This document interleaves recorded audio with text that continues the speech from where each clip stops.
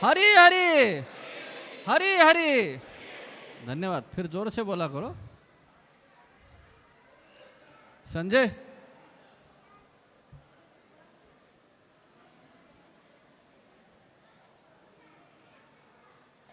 वो सुबह का राम रूप कहाँ है लगो?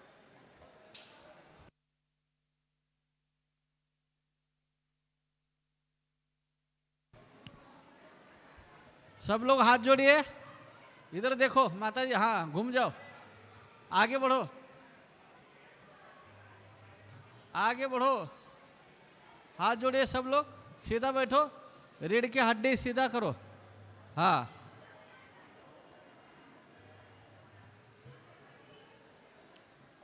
हाथ जोड़ो सब लोग, बोलो हरे कृष्णा। वापस जोर से बोलना है। हरे कृष्णा हरे कृष्णा कृष्णा कृष्णा हरे हरे, हरे राम राम राम हरे हरे। हाथ ऊपर करो। हरे कृष्णा कृष्णा कृष्णा हरे हरे, हरे राम राम राम हरे हरे। तो अभी पहले 5 मिनट भजन होगा, उसके उपरांत प्रवचन होगा, उसके उपरांत अगर समय रहेगा तो कुछ प्रश्नोत्तर होंगे, और अगर यहाँ पर कुछ प्रसाद होगा तो भी आपको दिया जाएगा। भूख लगी है सबको? बोलो हरी हरी। ठीक है, अगर आप ध्यान पूर्वक बिना सोए श्रवण करेंगे तो प्रसाद जरूर मिलेगा। ठीक है। और दूसरी बात, सब लोग अपना अपना मोबाइल बाहर निकालो। ये रहा मेरा, बाहर निकालो, हाथ में दिखाओ। मैं पूछूंगा नहीं कौन सी कंपनी का है, कोई आईफोन हो, कोई सैमसंग हो, रेडमी हो, ठीक है, उसका गला दबाओ। माताजी लोग खास करके कौन सी जेब में रखा है पता नहीं चलता, पर्स के निकालो। प्रवचन के बीच में बजना नहीं चाहिए। क्या होता है, जेंट्स के हाथ में मोबाइल होता है, ये जेब में होता है, तुरंत बंद कर सकते हैं। लेडीज लोगों के जेब में नहीं होता, पर्स में होता है, और पर्स के कौन से जेब में ये पता नहीं चलता। उसको ढूंढते ढूंढते 5 मिनट निकल जाता है और पूरा कार्यक्रम फेल हो जाता है।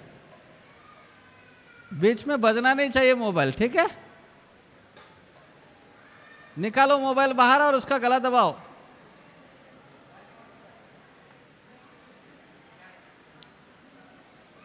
हरे कृष्णा।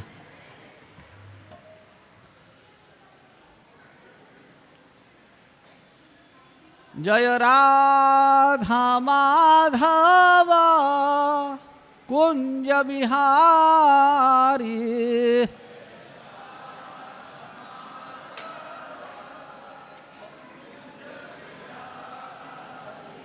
जय राधा माधव कुंज बिहारी।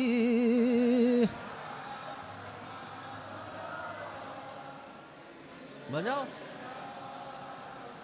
जय गोपी जन वल्लभ गिरिवर धारी,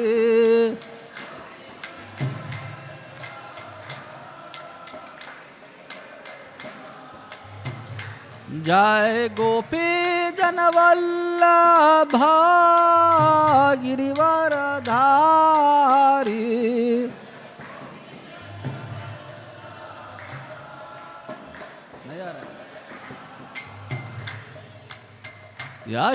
यशोदानंदन व्रज जन रंजन,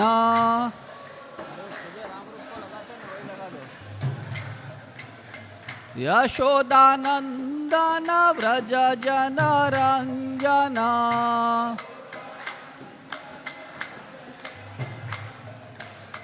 यमुना तीरा वनचारी,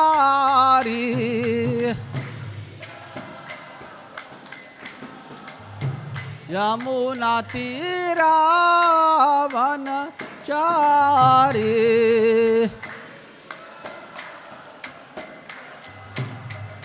जय राधा माधवा कुंज बिहारी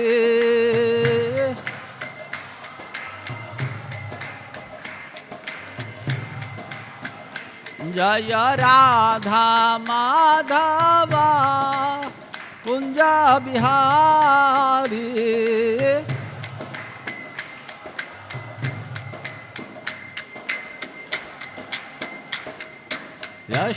यशोदानंदन व्रज जनरंजना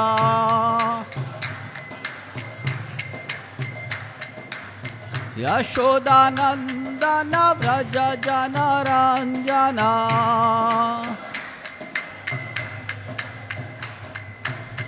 यमुना तीरावनचारी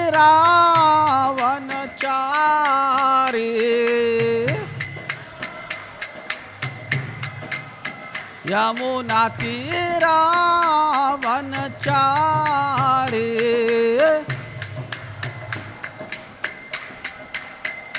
जय राधा माधवा कुंज बिहारी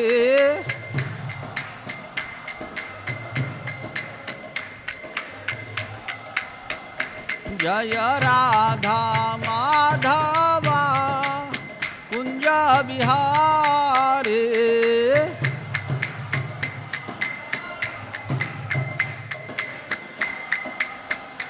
जय गोपी जन वल्लभ गिरिवरधारी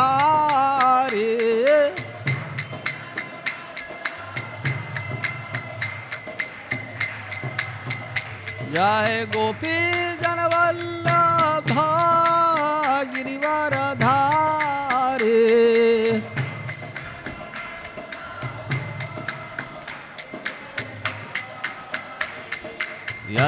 यशोदानंदन व्रज जनरंजना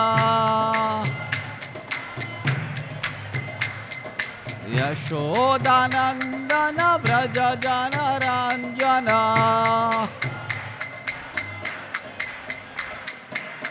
यमुना तीरावनचारी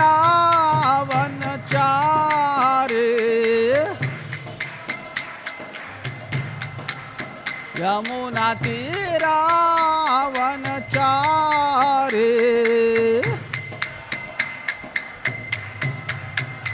जय राधा माधवा कुंज बिहारी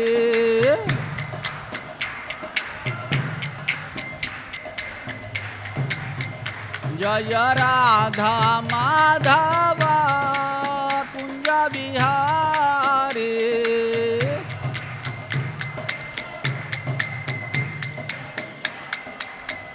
जय राधा माधवा कुंज बिहारी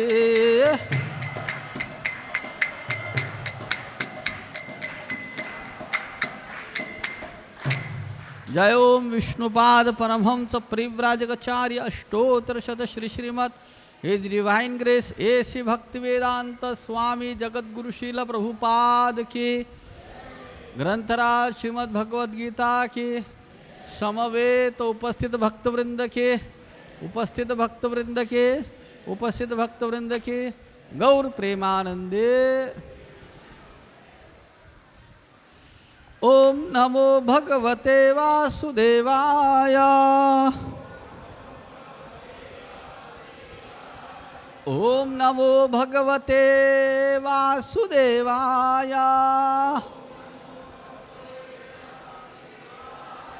ओम नमो भगवते वासुदेवाय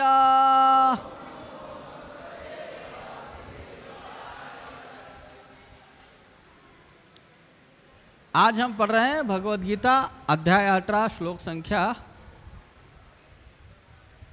66। सबको सुनाई दे रहा है? हाँ। सर्वधर्मान् परित्यज्य मामेकं शरणं व्रज अहं त्वां सर्वपापेभ्यो मोक्षयिष्यामि मा शुचः। भगवान श्री कृष्ण अर्जुन को समझा रहे, समस्त प्रकार के धर्मों को त्याग करो और मेरे शरण में आओ, मैं समस्त पापों से तुम्हारा उद्धार कर दूंगा, डरो मत। क्या बोल रहे? डरो मत। तो श्रील प्रभुपाद बहुत सुंदर तात्पर्य दे रहे हैं। भगवान ने अनेक प्रकार के ज्ञान तथा धर्म की विधियां बताई हैं, पर ब्रह्म का ज्ञान, परमात्मा का ज्ञान, अनेक प्रकार के आश्रमों तथा वर्णों का ज्ञान, संन्यास का ज्ञान, अनासक्ति, इंद्रिय तथा मन का संयम, ध्यान आदि का ज्ञान, उन्होंने अनेक प्रकार से नाना प्रकार के धर्मों का वर्णन कर लिया है। अब भगवद गीता का सार प्रस्तुत करते हुए भगवान कहते हैं कि हे अर्जुन, अभी तक बताई गई सारी विधियों का परित्याग करके अब केवल मेरी शरण में आओ। इस शरणागति से वह समस्त पापों से बच जाएगा, क्योंकि भगवान स्वयं उसकी रक्षा का वचन दे रहे हैं। तो इसका अनुवाद एक बार और इस प्रकार से है। कृष्ण भगवान अर्जुन को बोल रहे हैं, समस्त प्रकार के धर्मों का परित्याग करो और मेरी शरण में आओ, मैं समस्त पापों से तुम्हारा उद्धार कर दूंगा, डरो मत। आनंद लीलामय विग्रहाय हेमाभदिव्य छवि सुंदराय तस्मै महाप्रेम रस प्रदाय चैतन्य चंद्राय नमो नमस्ते, चैतन्य चंद्राय नमो नमस्ते, चैतन्य चंद्राय नमो नमस्ते। एवं ब्रुवाना विरहातुराभृशं व्रजस्त्रिया कृष्ण विषक्त मानसा विसृजलज्जामृरुदः स्म सुस्वरं गोविंद दामोदर माधवेति, गोविंद दामोदर माधवेति, गोविंद दामोदर माधवेति। रामानुजं वीक्षण केलिलोलं गोपी गृहीत्वा नवनीत गोलम् आबालकं बालकम् आजुहाव गोविंद दामोदर माधवेति, गोविंद दामोदर माधवेति, गोविंद दामोदर माधवेति। नमो विष्णुपदाय कृष्णपृष्ठाय भूतले श्रीमते भक्तिवेदांत स्वामिनिति नाम्ने नमस्ते सारस्वती देवे गौरवाणी प्रचारिणे निर्विशेष शून्यवादी पाश्चात्य देश तारिणे। जय श्री कृष्ण चैतन्य प्रभु नित्यानंद श्री अद्वैत गदाधर श्रीवासादि गौर भक्त वृंद। सब लोग हाथ ऊपर करो। हरे कृष्णा कृष्णा कृष्णा हरे हरे, हरे राम राम राम। और जोर से बोलो, हरे कृष्णा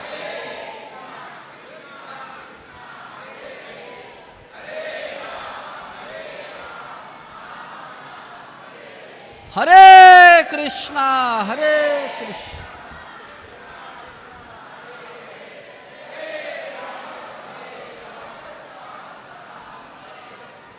हरे कृष्णा। तो आप सभी रसिक श्रोताओं का, दर्शनार्थियों का इस रविवारीय मध्याह्न समय के सत्संग कार्यक्रम में हम अंतर्राष्ट्रीय श्री कृष्ण भावनामृत संघ इस्कॉन की तरफ से, जगत गुरु श्रील प्रभुपाद जी की तरफ से हम आपका हार्दिक स्वागत करते हैं। और आज हम चर्चा करने वाले हैं निर्भयता के ऊपर। श्री कृष्ण भगवान इस श्लोक में अर्जुन को आश्वासन दे रहे हैं। वो कहते हैं, माँ शुच, डरो मत अर्जुन, आप भयभीत मत हो जाओ। तो मेरा आप सभी लोगों को एक प्रश्न है, दुनिया में ऐसा कौन व्यक्ति है जो 100% निर्भय है? ऐसा कोई है जीवात्मा जो 100% निर्भय हो, उसको किसी भी प्रकार का भय नहीं है? ऐसा कोई है? सबसे शक्तिशाली कोई है ऐसा? सबसे बड़ा धनवान इलॉन मस्क, कौन है सबसे बड़ा शक्तिशाली? WWE मतलब खली कौन है? Roman Reigns, Undertaker. कौन है सबसे निर्भय? 100%। भय की कोई गुंजाइश उसके हृदय में नहीं है। ऐसा कौन सा जीवात्मा इस दुनिया में है? बोलो।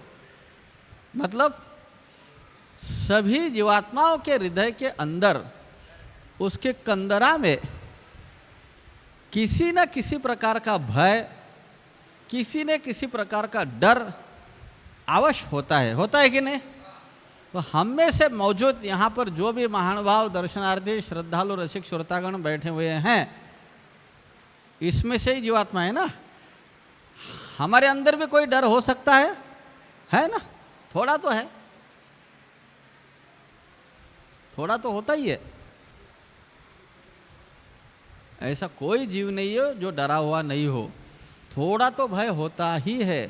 सबसे धनवान, सबसे बलवान, सबसे बड़ा सत्ताधीश, सबसे रूपवान, सबसे विद्वान, सब लोग थोड़ा ना थोड़ा भय अपने हृदय के अंदर पाले हुए होते ही है।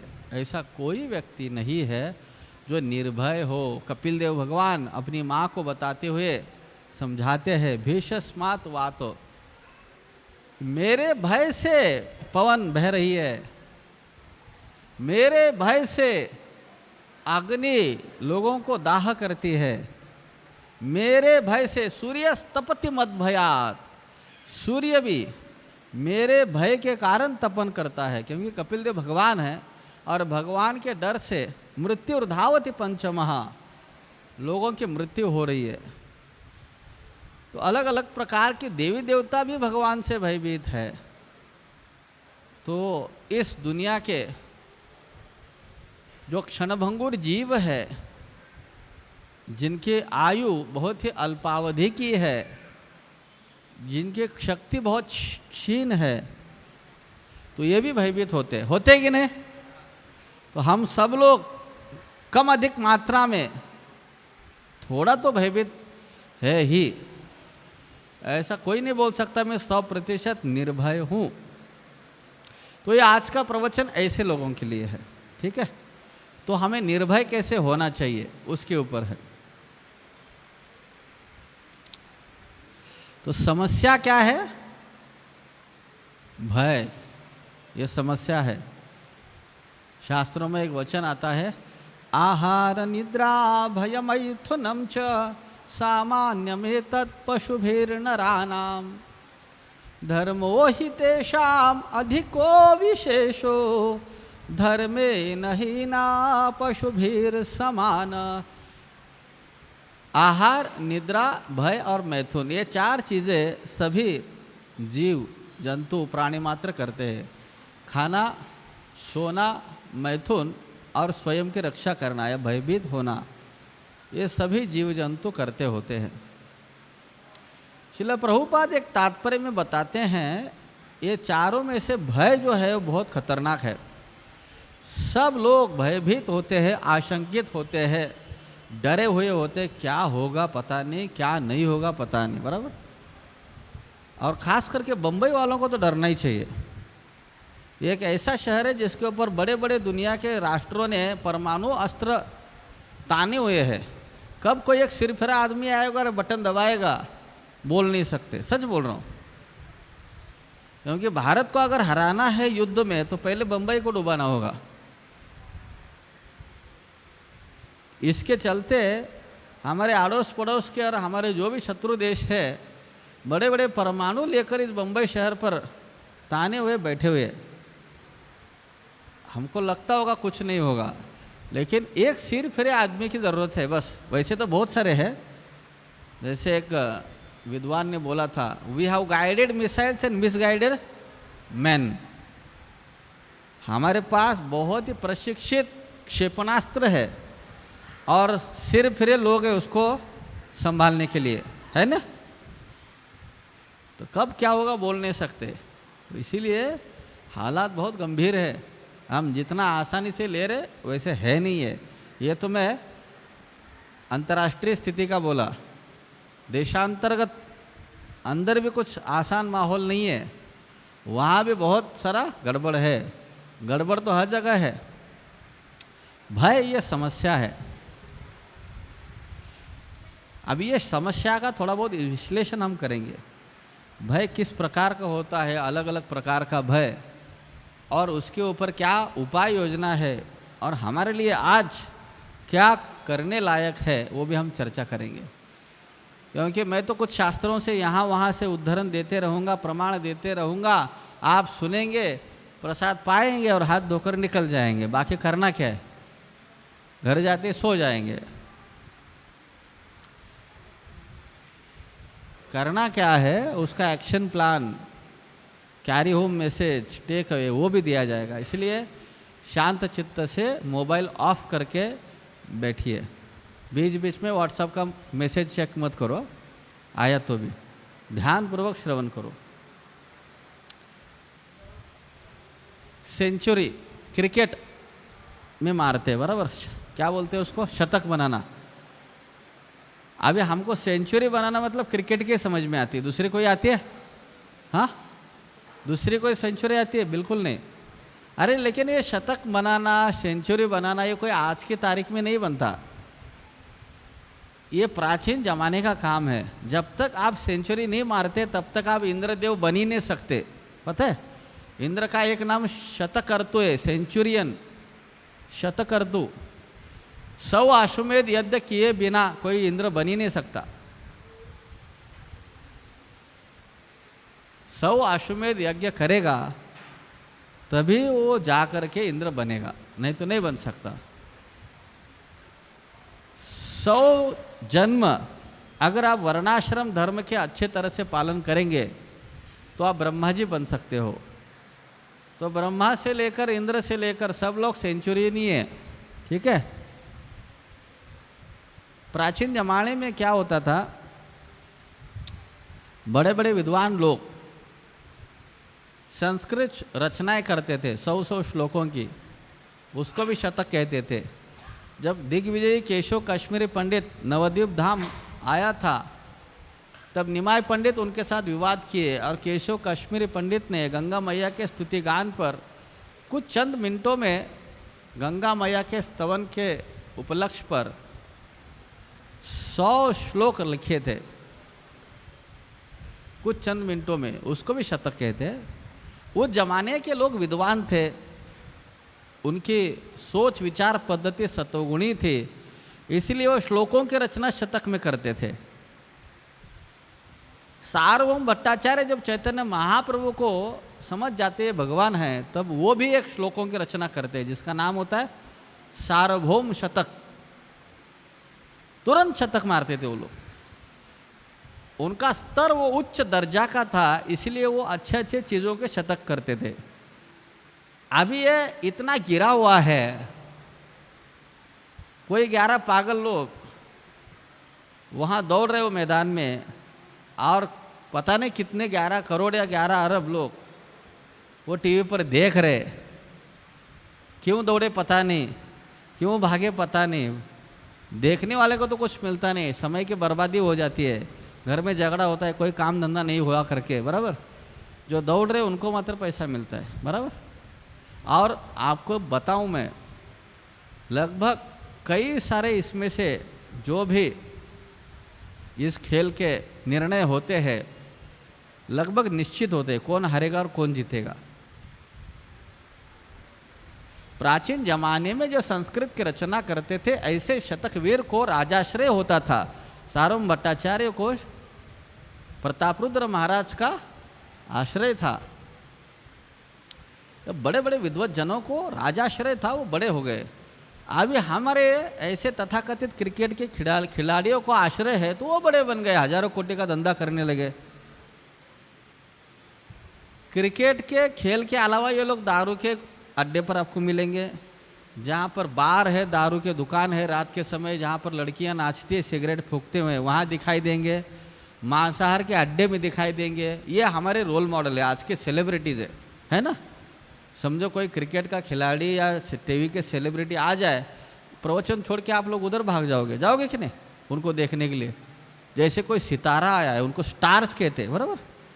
हम कोई अगर किसी संवाददाता को यहाँ पर बुलाए, जाओ हम इधर अन्नदान कर रहे हैं, आओ इधर प्रवचन हो रहा है दिखाओ, पत्रकार को किसी बुलाए तो नहीं नहीं नहीं नहीं, वहाँ पर सेलिब्रिटी आए। कौन सेलिब्रिटी?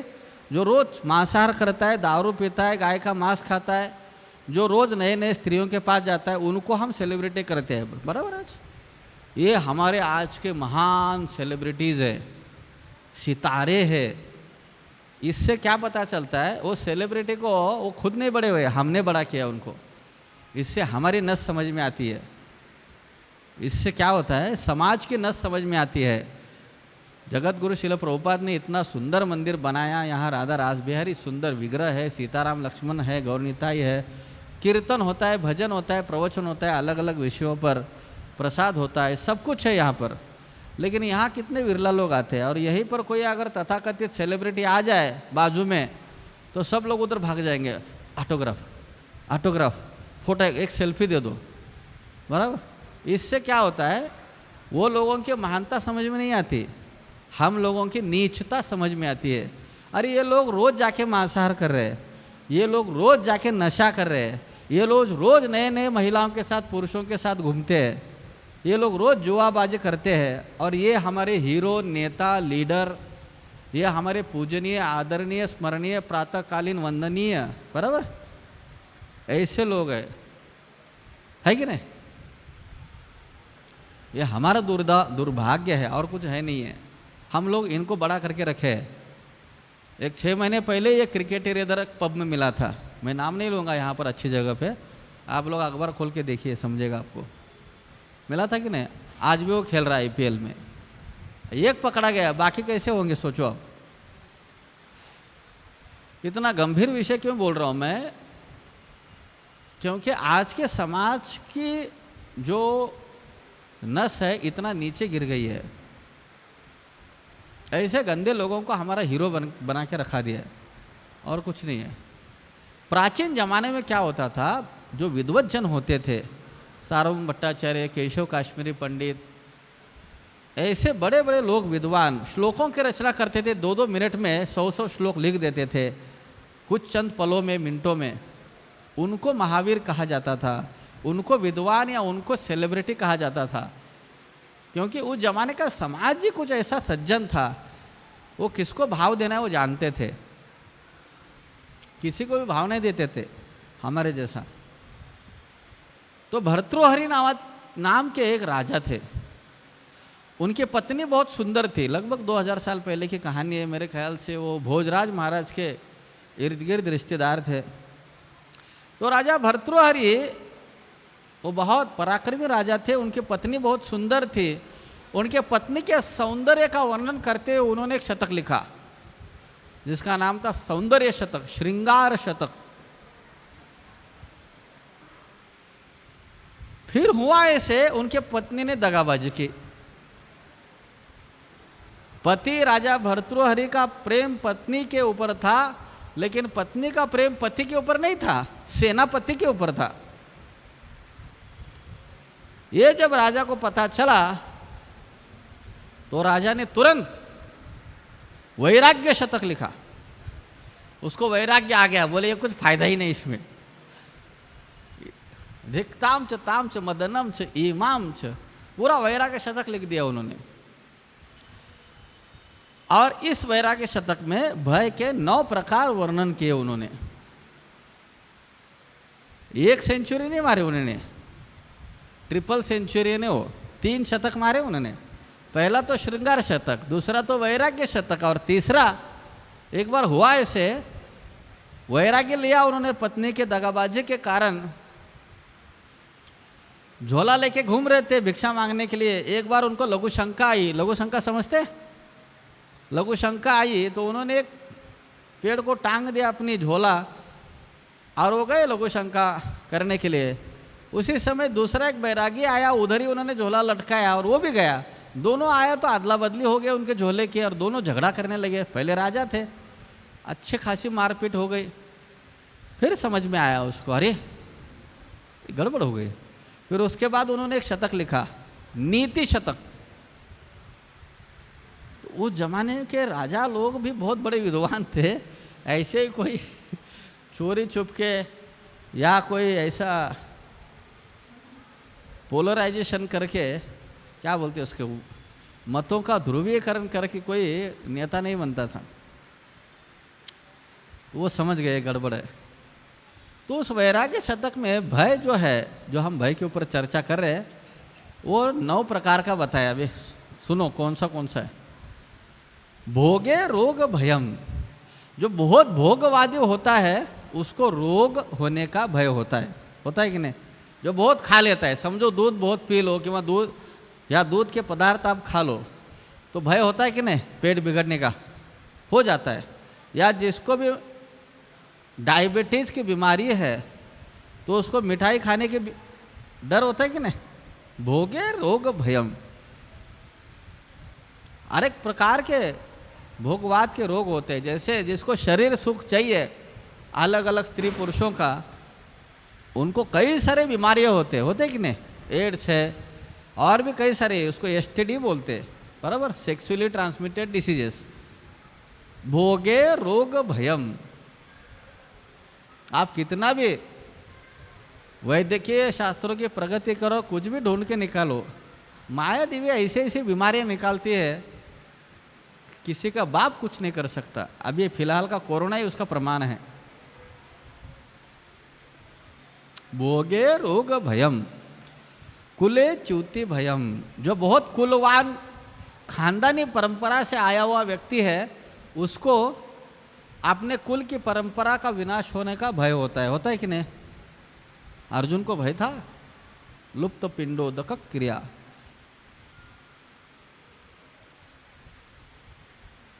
वित्ते नृपाला भयम, और जिसके पास बहुत पैसा है उसको सरकार का डर होता है। जीएसटी, गुड्स सेल्स टैक्स, बराबर, जीएसटी।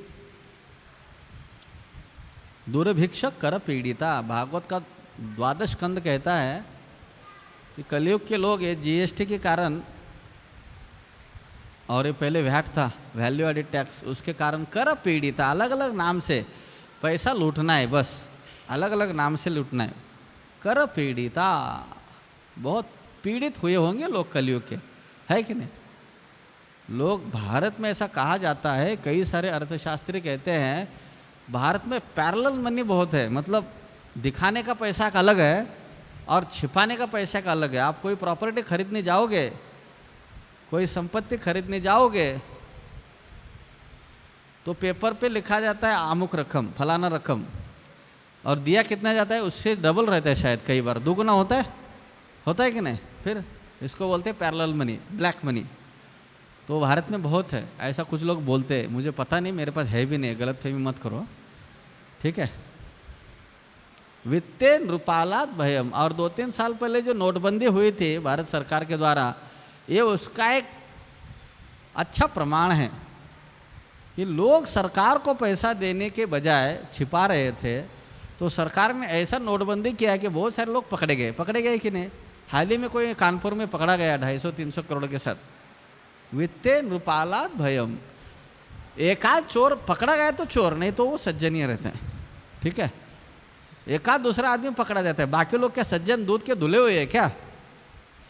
आप देखो ये बम्बई शहर, भारत की आर्थिक राजधानी, इसमें कितना सारा ब्लैक मनी होगा और कितने लोग इसको छिपे छुपाए व्यवहार करते होंगे टैक्स बचाने के लिए, ऐसा वैसा ये वो, बहुत सारी मगजमारी करते, माथा पच्ची करते, कैसे हम अपना कर बचाए। सरकार को कुछ और दिखाते, अपने पास कुछ और होता है। ये तीसरे प्रकार का भय है। रूपे जरायाम भयम, और जो सौंदर्यवान व्यक्ति है, बहुत सुंदर है, उसको हमारे अंग्रेजी में ब्यूटीफुल कहते हैं और हैंडसम कहते हैं, उसको किसका भय रहता है। जरायाम, बुढ़ापे का भय होता है कि नहीं, बोलो। गलती से अगर एक भी बाल आईने में सफ़ेद दिखाई दिया तो क्या होता है, डर आता है। और दिन भर वो एक ही बाल को पकड़ के देखते रहते आईने में, सफ़ेद हुआ है, सफ़ेद हुआ है। हाँ, और क्या करते हैं, गोदरेज हेयर डाई, लाल मेहंदी, शादी में तो हाथ में मेहंदी लगाए थे, और कुछ साल बाद बालों में मेहंदी लगाने लगते दूल्हा दुल्हन। विद रूपे जरायाम भयम। एक बार की बात है, शायद बंबई शहर से होगा, एक व्यक्ति को पकड़ के लेके गए यमराज, और वो व्यक्ति जेंटलमैन था। उसने बोला ऑब्जेक्शन माय लॉर्ड, कम से कम 3 नोटिस दिए बिना बीएमसी भी हमें उठा के नहीं लेके जाती, या हमारा घर का मालिक भी हमें घर मकान खाली करने के लिए नहीं बोलता। आपने एक भी नोटिस नहीं दिया और हमको सीधा उठा के लाए। तो यमराज पूछते अपने सचिव चित्रगुप्त को, उसको नोटिस नहीं दिया। चित्रगुप्त नाम इसीलिए है क्योंकि गुप्त रूप से सबके चित्र निकालते, फोटो निकालते। ये मंदिर गया एक फोटो, ये मॉल में चला गया एक फोटो, ये RRR देखने गया एक फोटो, ये पुष्पा देखने गया एक फोटो, ये बादाम पर नाचा, कच्चा बादाम पर एक फोटो। चित्रगुप्त। तो उनको पूछते बताओ इसको कोई नोटिस भेजी थी कि नहीं भेजी? हाँ भेजी तो सरकार, हमने इसको नोटिस भेजी थी। क्या? सबसे पहले इसके बाल सफ़ेद किए, पहला नोटिस भेजा। इसने बाल को मेहंदी लगाई काली और आईने में बार बार देखते रहा। बाद में इसकी आंखें हमने अंधी कर दी, इसने चश्मा पहना लंबा बड़ा वाला, सोडा वाटर के ग्लास जैसा, और हमारी तरफ आंखें बड़ी कर करके देख रहा था। और इसके दांत गिराए, तीसरा नोटिस भेजा। उसने नकली दांत बैठा और हमारी तरफ हंस रहा था। कितने नोटिस भेजने का इसको? इसके कमर दर्द कर रही है, ये भी नोटिस है, इसका घुटना दर्द कर रहा है, इसकी बदहजमी हो जाती है, इसका पेट खराब हो जाता है। 1 या 2 कितने नोटिस भेजने का? इसको ले लो, इसको अभी अंदर ले लो। रूपे जरायाम भयम। एक बात बताऊं मैं, ये जो कॉस्मेटिक इंडस्ट्री अभी समृद्ध हो रही है, कॉस्मेटिक इंडस्ट्री समझते? मतलब सौंदर्य प्रसाधन के जो उत्पाद बनाती है, चाहे वो लिपस्टिक हो, कुछ भी हो। अभी हमारे, मैंने देखा है कई बड़े बूढ़े माताएं भी पार्लर जाते, फाउंडेशन करेंगे, फेशियल करेंगे, आईब्रोज करेंगे, ये करेंगे, वो करेंगे। अरे अरे अरे हे राम, क्या नहीं करेंगे। मैंने एक नमूना देखा, मीरा रोड मंदिर के सामने लड़का था, उसके बाल 3 भागों में विभाजित थे। कुछ आधे सफ़ेद थे, आधे नहीं, सफ़ेद नहीं थे, आधे हरे थे, आधे पीले थे और आधे नीले थे। हाँ, कुछ कुछ भक्त भी मैं देखता हूँ कभी कभी उल्टा सीधा केशभूषा करके आते हैं, लावण्यम केश धारणम। अभी तो ये जो हेयर ट्रांसप्लांट इंडस्ट्री आई है, अभी ये नाइयों करोड़पतियों को बनाने के लिए आई है, नाइयों को। बराबर, एक ही बाल को वो कभी घुंघराले बनाते तो कभी सीधा बना देते। 15 दिन के लिए घुंघराले और 15 दिन के लिए सीधा। आपने एक ही सिर के अलग अलग बाल अलग अलग तरह से आप मोड़ सकते हो। हाँ, अगर आप पूरे गंजे हो गए मेरी तरह, मैंने तो खुद हाथ से बनाया अभी, ऐसा गंजे हो गए तो उसके ऊपर आप कृत्रिम आरोपण कर सकते हो, उसका लाखों का धंधा है वो अभी। बराबर, रूपे जरायाम भयम, बूढ़ा होने का डर है, इसीलिए ये बाल का धंधा, ये कॉस्मेटिक इंडस्ट्री, ये हेयर ट्रांसप्लांट इंडस्ट्री, ये सब बढ़ रही है। और कुछ है नहीं है, और कुछ नहीं है, डर है। 1950 की विश्व सुंदरी कौन थे? 1960 के, 1970 के। अभी कौन उसको घास डालेगा? लेकिन उस जमाने में विश्व सुंदरी थे। वैसे अभी 19 की 22 की विश्व सुंदरी को कोई घास नहीं डालेगा 2050 में। 2022 के जो विश्व सुंदरी है उसको कोई पूछेगा नहीं, और 20-30 साल बाद। रूपे जरायाम भयम। अभी बहुत कुछ है, समय तो कम हो गया। भले माने दैन्य भयम, जो बहुत सम्मानित व्यक्ति है उसको कोई अपमान करने का भय होता है, कोई कुछ बोल ना देवे। भले रिपु भयम, और जो बलवान है उसको उसके शत्रु का भय होता है। मानो या ना मानो, उसको उसके शत्रु का भय होता है। आज आप देख रहे हो रशिया और यूक्रेन में युद्ध चल रहा है। बराबर, किसके कारण? यही तो, दो बलवान देश भिड़े हुए हैं। यूक्रेन बलवान नहीं है, यूक्रेन के पीछे जो शक्ति है वो बलवान है, चाहे अमेरिका हो या नाटो हो। वो दोनों के झगड़े में बेचारा यूक्रेन जल रहा है और कुछ है नहीं है। पता नहीं बेचारा है कि नहीं, क्या लीला है कि उनको ही वही लोग जानते हैं। बोलने का तात्पर्य क्या है, शक्तिशाली लोग एक साथ आए तो झगड़ा होता ही है, डर होता है एक दूसरे को। रूपे हाँ बले रिपु भयम, शास्त्रवादी भयम, जो बहुत विद्वान होता है उसको दूसरे विद्वान का भय लगता है। ये कुछ बोल न देवे, इसने को ऐसा होता है कभी कभी, उसने कौन सा श्लोक बोला, मैंने तो ये बोला था। गुणे खलम भयम, और जो गुणवान होता है उसको दुष्ट लोगों का भय होता है। अभी कोई अच्छे जगह पे हम बैठ जाएं, कोई अच्छा सत्संग चल रहा है और वहाँ पर हमारा दुश्मन आ जाए जिसको हम समझते हैं अरे फिर आ गए वापस, होता है ऐसा, कई बार होता है। कभी कभी ऐसे स्त्री या पुरुष होते हैं, घर के कोई जन्मदिन का समारोह हो या शादी का सालगिरह हो या नामकरण हो, ऐसे में कोई फूफा या फूफी आ जाती है, अरे ये फिर आ गए, होता है ऐसा, लोग डर जाते हैं। काले कृतांतात भयम, और सबसे अंत में किसका भय होता है लोगों को? कृतांतात, मृत्यु का भय। मृत्यु का भय सबको है कि नहीं? कोई भी रहने दो, कोई भी माई का लाल रहने दो, उसको मृत्यु का भय निश्चित है। इसीलिए वैराग्य शतक में राजा भर्तृहरि कहते हैं, सर्वे वस्तु भयान्वितम भुवि, इस भुवन में सब चीजें भयान्वितम, भयभीत है। वैराग्यमेवम अभयम, त्यागात शांतिर अनंतरम। वैराग्य से हम अभय प्राप्त कर सकते हैं।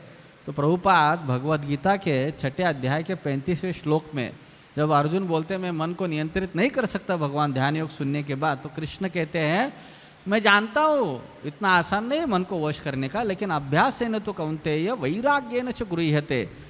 आप एक बार जरूर समय निकाल के ये तात्पर्य को ठीक से पढ़िए।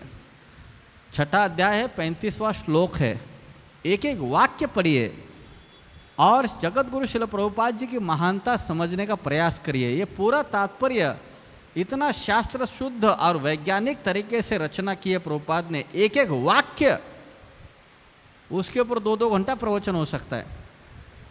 वैराग्य क्या है, बहुत सुंदर श्लोक है और उसका तात्पर्य अतीव सुंदर है। प्रभुपाद कहते हैं अभी क्या वैराग्य हम पालन करेंगे, उससे अच्छा है नवविधा भक्ति का पालन करो, उसमें से श्रवण करो, और जितना व्यक्ति कृष्ण के बारे में श्रवण करेगा उतना वो कृष्ण को आसक्त होगा और उतना वो निश्चिंत हो सकता है। मृत्यु से हमें अगर निश्चिंत होना है तो हमें क्या करना चाहिए? ये प्रश्न राजा परीक्षित सुखदेव गोस्वामी जी को पूछते हैं।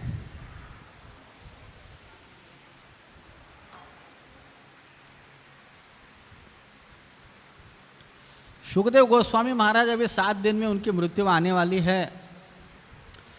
प्राणोपवेश आमरण उपोषण के लिए भूख हड़ताल के बैठ जाते हैं गंगा के किनारे। उनकी कोई मांगे नहीं थी हमारे जैसी, उनको केवल साधु संतों के चरणों का आश्रय लेना था। तम उपयातुम प्रतियंतु विप्रा गंगाम च देवी धृतचित्तमीशे द्विजोपसृष्ट कहुकस्तक्षको वा दशत्वलम गायत विष्णु गाथा। आप विष्णु गाथा गाइए। उस समय वहाँ पर श्री सुखदेव गोस्वामी जी प्रकट होते हैं और उनको ये जो 9वां भय है मृत्यु का भय, उसके बारे में राजा परीक्षित पूछते हैं। अतः पृच्छामि संसिद्धिम योगिनाम परमं गुरुम पुरुषस्य यत्कार्यं म्रियमानस्य सर्वथा। हे सुखदेव गोस्वामी महाराज, मैं अभी आपको पूछ रहा हूँ, योगी नाम परमम गुरु, योगियों के गुरु को परम गुरु कहते हैं। योगियों के गुरु थे सुखदेव गोस्वामी, इतने महान थे। इसलिए मैं आपको पूछता हूँ अभी मरने वाले व्यक्ति का कर्तव्य क्या है? हम में से कितने लोग मरने वाले? हाँ, सब लोग। अरे इतना बड़ा 2 BHK लिया, 3 BHK लिया, अभी कौन सा गाड़ी लिया पता नहीं, मोबाइल लिया, LIC, म्यूचुअल फंड, इतना सारा पैसा है, वो बचाएगा नहीं आपको? सब लोग मरेंगे, सब लोग मरेंगे। तो उनके लिए यह प्रश्न है। तो मरने वाले व्यक्ति का आद्य कर्तव्य क्या है, ऐसा श्रील परीक्षित महाराज सुखदेव गोस्वामी जी को पूछते हैं। म्रिय मानस्य सर्वथा, मरने ही वाला है, सब लोग मरने वाले, कोई व्यक्ति अजरामर चिरंजीव रहने वाला नहीं है। उसके ऊपर एक अलग ही प्रवचन हो सकता है। मृत्यु, ये सबसे बड़ा आश्चर्य दुनिया का। अहनि अहनि भूतानि गच्छन्ति यमालयम शेष स्थावरम इच्छन्ति किम आश्चर्य परम। रोज के रोज लोग मर रहे हैं और बचे हुए सोच रहे हैं कि मैं नहीं मरूंगा, मेरे दादा परदादा, मेरे बाबा, चाचा, काका, मामा, इर्द गिर्द वाले बहुत सारे लोग मर गए, लेकिन मैं समझता हूँ मैं नहीं मरूंगा, है ना। दूसरों को चिता को आग लगा के आते हम, लेकिन हम सोचते नहीं मेरी भी एक बार यहाँ पर गिनती लगने वाली, मैं भी यहाँ पर लेटने वाला हूँ, लेटने वाली हूँ। हम कभी ऐसा सोचते नहीं, लेकिन यही दुनिया का सत्य है। राम नाम, मैं तो राम का नाम लिया, आप लोग मृत्यु को क्यों याद किए? क्योंकि मृत्यु भी सत्य है। ये दुनिया में 2 चीज़ें शाश्वत है, मृत्यु और हरिनाम, और कुछ है नहीं। इसीलिए राम नाम सत्य है, ये बोलेगे तो मृत्यु याद आती है। तो ऐसे समय पे क्या करना चाहिए, ऐसा प्रश्न राजा परीक्षित सुखदेव गोस्वामी जी को पूछते हैं। तो सुखदेव गोस्वामी तुरंत उत्तर देते, बहुत अच्छा प्रश्न पूछा, वरी आनेशते प्रश्न कृतम लोक हितम नृप। हे राजा परीक्षित, आपने बहुत सुंदर प्रश्न पूछा है, लोक हितम नृप, लोगों का कल्याण करने वाला यह प्रश्न है। आत्मविद सम्मतः पुंसा श्रोतव्यादिषु यः परः, ये श्रवण करने से लोग आत्मज्ञान प्राप्त करेंगे। श्रोतव्यादिनी राजेंद्र नुनाम संति सहस्रशा अपश्यताम आत्मतत्वम गृहेशु गृहम एदिनाम। सुनने के लिए तो हजारों हजारों ग्रंथ है, बुक्स है। ऐसा कब बोले? 5000 साल पहले। अभी होते सुखदेव गोस्वामी तो क्या बोलते, अभी भी है, मोबाइल है, इंस्टाग्राम है, फेसबुक है, यूट्यूब है, क्या क्या नहीं है, सब कुछ है अभी। लेकिन वो कहते देहापत्य कलत्रादिशु आत्मसेनेशु असत्स्वपि, ये सब हमको मदद नहीं करने वाले। हमारा देह हमारी मदद नहीं करेगा, एक दिन छोड़ के जाएगा। हमारी पत्नी, हमारे बच्चे, हमारा पैसा, हमारा घर, हमारा कारोबार सब छोड़ के जाएंगे एक दिन। ऐसे लगातार 3 श्लोक बोलने के बाद राजा परीक्षित को सुखदेव गोस्वामी मास्टर स्ट्रोक जिसको बोलते वो लगा देते। तस्मात् भारत सर्वात्मा भगवान ईश्वरो हरि श्रोतव्यः कीर्तितव्यश्च स्मर्तव्यश्च चता भयम। हे भरत वंशज परीक्षित महाराज, अगर आपको अभयदान चाहिए मृत्यु से, तो आप जो भगवान सर्वात्मा है, सबके हृदय में है, सबके आत्मा है, भगवान है, षड ऐश्वर्य संपूर्ण ईश्वर है, सबके नियंत्रक है, और हरि सबका भय हरण करने वाले हैं, उनका आश्रय आप ग्रहण करो। एतन् निर्विद्यमानानाम इच्छताम कुतो भयम योगिनाम रूप निर्णीतम हरेर्नामानुकीर्तनम। हे राजा, अगर आपको अकुतो भयम, अगर आपको भय चाहिए, अभय चाहिए, तो हरि नाम का आप निरंतर कीर्तन करो। हरे कृष्णा कृष्णा कृष्णा हरे हरे, हरे राम और अनुकीर्तन इस शब्द का अर्थ हमारे आचार्य अन्वयार्थ करते हैं कि अनुकीर्तन मतलब परंपरा में, अनुक्रमे जिसको बोलते अनुक्रमणिका मतलब परंपरा में करो। अनुक्षणे मतलब हर क्षण आप हरिनाम गाते रहो, वो भी गुरु शिष्य संप्रदाय से आया हुआ मंत्र। हरे कृष्णा कृष्णा कृष्णा हरे हरे राम तो इसके द्वारा आप जो है निर्भय हो सकते हो, ऐसा सुखदेव गोस्वामी जी राजा परीक्षित को बोलते हैं। तो एक सुंदर भजन है, श्रील गोविंद कविराज लिखते हैं 500 साल पहले का संत, वो कहते हैं भजहु रे मना श्री नंद नंदन अभय चरनारविंद रे, दुर्लभ मानव जनम सत्संग तरहु ये भव सिंधु रे। अगर आपको अभयदान चाहिए तो भगवान श्री नंद नंदन श्री रास बिहारी जी की सेवा करिए, श्री कृष्ण के शरण में आइए। ये धन यौवन पुत्र परिजन इथे के आछे परती तेरे, कमल दल जल जीवन तलमल भजहु हरिपद नीति रे। कमल के पंखुड़ियों में जैसा पानी रहता है उस प्रकार से हमारा जीवन है, कब मर के जाएंगे पता नहीं। उससे अच्छा है अभय देने वाले भगवान श्री रास बिहारी नंद नंदन के चरणों की आराधना करो। और हम अंतर्राष्ट्रीय कृष्ण भावनामृत संघ की ओर से आपको एक बहुत अच्छी चीज़ स्मरण देना चाहते हैं। श्रील प्रभुपाद जी का जो नाम था उनके माता पिता ने रखा था अभय चरण। उनके गुरुजन गुरुवर्य श्रील भक्ति सिद्धांत सरस्वती ठाकुर ने यही से अरविंद शब्द उठाकर उनके आगे लगा दिया, अभय चरणारविंद दास। अगर हम लोग कृष्ण कृपा श्री मूर्ति अभय चरणारविंद भक्ति वेदांत स्वामी प्रभुपाद जी के चरणों का आश्रय ग्रहण करेंगे तो निश्चित रूप से हम लोग इस कलयुग की महामारी से ये निर्भयता से हम जीवन जी सकते हैं। और ये जो सारे नाना प्रकार के भय है उससे हम मुक्त हो सकते हैं और अपना जीवन जो है वो बहुत सुखी समृद्धि और शांतिमय जी सकते हैं। हमें श्रील प्रभुपाद के आंदोलन से जुड़ना है, क्योंकि प्रभुपाद श्री कृष्ण की भक्ति सिखा रहे हैं। वही श्री कृष्ण जिसकी भक्ति सुखदेव गोस्वामी जी ने परीक्षित महाराज को सिखाई थी।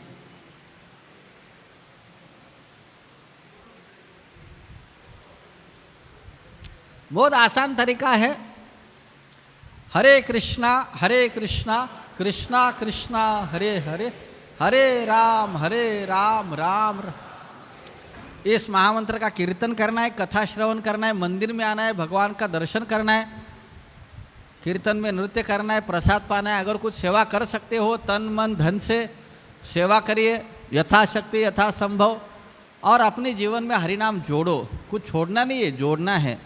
श्री कृष्ण को अपना सेलिब्रिटी बनाओ, प्रभुपाद को अपना सेलिब्रिटी बनाओ जिसका चरित्र अच्छा है। जिन लोगों का चरित्र अच्छा है ऐसे महाजनों को आप अपना सेलिब्रिटी बनाओ, अपना हीरो बनाओ। न कि ये तथाकथित क्रिकेटर, बॉलीवुड के स्टार या राजनीति के लोग। ऐसे लोगों को अपना सुपरस्टार बनाएंगे, हीरो बनाएंगे, नेता बनाएंगे प्रभुपाद जी जैसे संतों को, तो हमारा जीवन परम पवित्र पावन हो सकता है।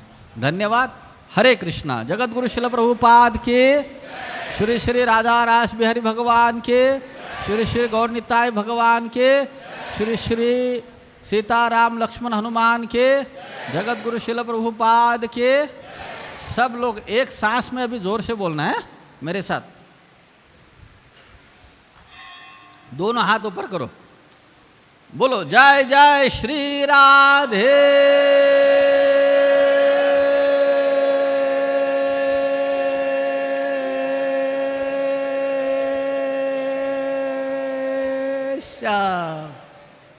मैं जीत गया, आपको पहले पता नहीं था इसलिए। एक सांस में बोलना और 2 बार। हाँ, जय जय श्री राधे।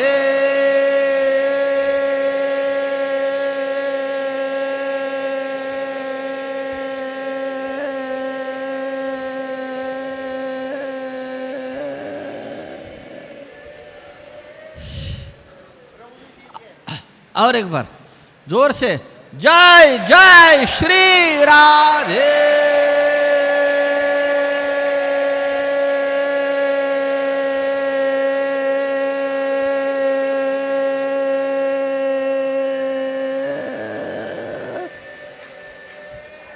ये सामने बोलना है, एक ही सांस में बोलना। जगत गुरु श्रील प्रभुपाद के, ग्रंथराज श्रीमद् भगवत गीता की जय बोलने वाले भक्तों की धन्यवाद।